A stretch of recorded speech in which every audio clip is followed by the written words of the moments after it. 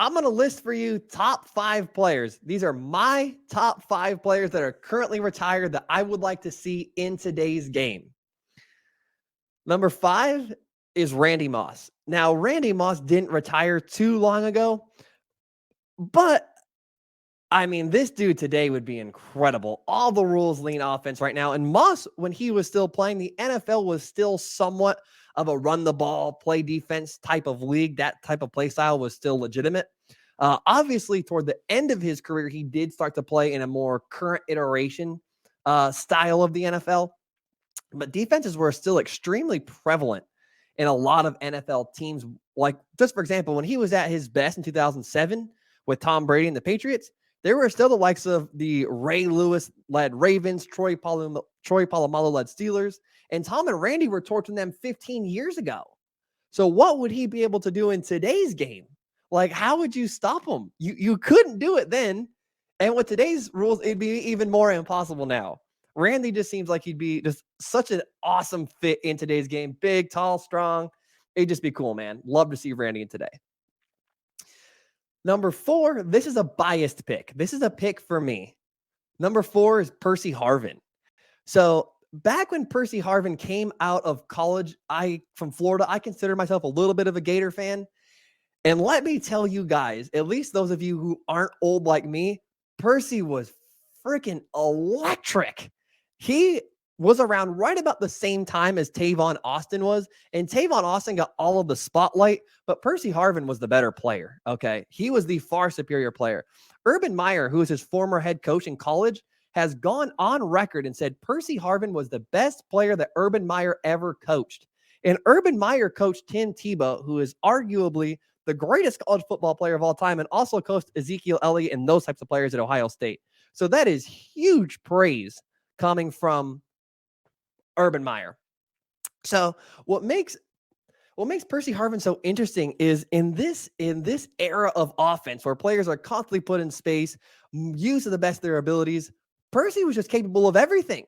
He was a type of player. He was really kind of the precursor to what we're seeing with Deebo Samuel today. He could run the ball. He could catch the ball. He was an elite returner. He was elite after the catch. He was the type of player that could just make something happen if you just found a way to get the ball in his hands.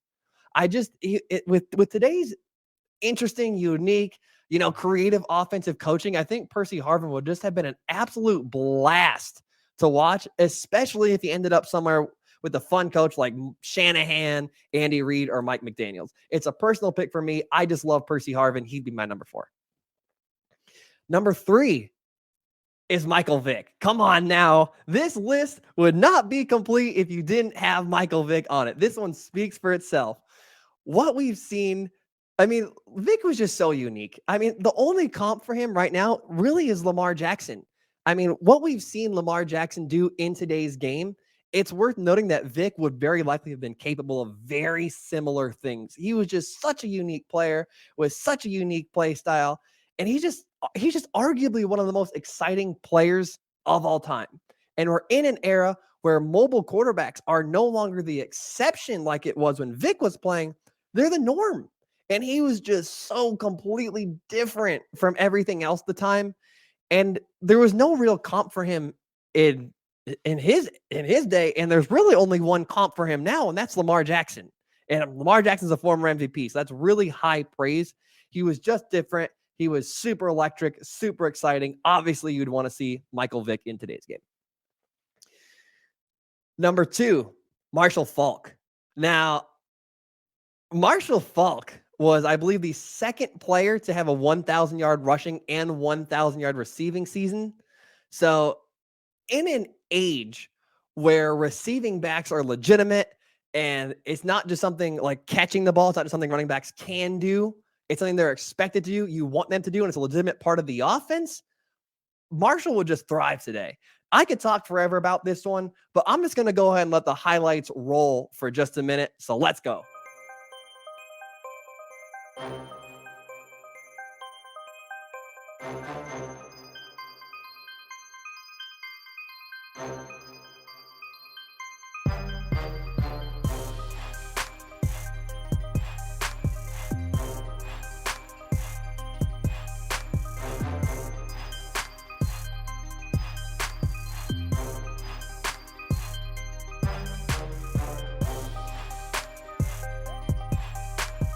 So one of Marshall Faulk's former coaches actually once said he thought Marshall Faulk could have played multiple positions in the NFL, and he could have been a Hall of Fame wide receiver. The dude was just slippery as hell and would be a force in today's offenses, even if NFL teams aren't as running back centric as they used to be 20 years ago when he played.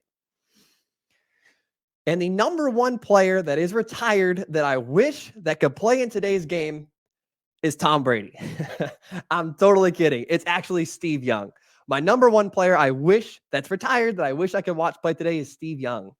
Everybody wants to put Michael Vick in this spot because of how fast and explosive Michael Vick was, but Vick wasn't actually an all-time great player. He was an all-time exciting player and an all-time unique player, but he wasn't an all-time great player. Steve Young was. So Steve Young is currently in the Hall of Fame, and Michael Vick's not going to get in the Hall of Fame. Let me read you a little bit about Steve Young's accomplishment and why I think he'd be a perfect fit for today's game. Steve Young is a 3-time first-team All-Pro, 3-time second-team All-Pro, 7-time Pro Bowl, 4-time passing touchdowns leader, 6 times passer rating leader, 5-time NFL completions leader. He also ran a 4.55 40-yard dash. For comparison, Cam Newton ran a 4.56. He also holds the record for most rushing yards by a quarterback in a postseason career and most rushing touchdowns by a quarterback in the postseason with 8. So he can throw it and he can run it. I mean, the dude is perfect for today's NFL. I will admit to you, and if I could talk to him, which I probably never will, Steve would probably also admit to you that Michael Vick was a better runner than Steve was, but Steve could really move, man. He had some extremely impressive rushing highlights. And based on people I've talked to, he ran a little bit too much when he was a little bit younger. Then he really improved his passing. Obviously, as you can tell by the stats I listed before. Look, the reality is that the NFL is still a passing league. Mobility is just a part of it now. There's a reason why Patrick Mahomes is winning Super Bowls, for example, and Lamar Jackson isn't, which isn't meant to say that Lamar Jackson is not a good passer. It's just that Patrick Mahomes is the all-time gifted passer with some mobility. Lamar Jackson is the all-time mobility and is also a gifted passer. So Steve Young was an improvising quarterback before that was really a thing. I mean, I guess Fran Tarkenton, whatever, if you want to bring into it, but he was an improvising quarterback that was also an extremely polished passer. And it just feels like he fits in today's game. It feels like he's just so suited for what we're seeing in the NFL today.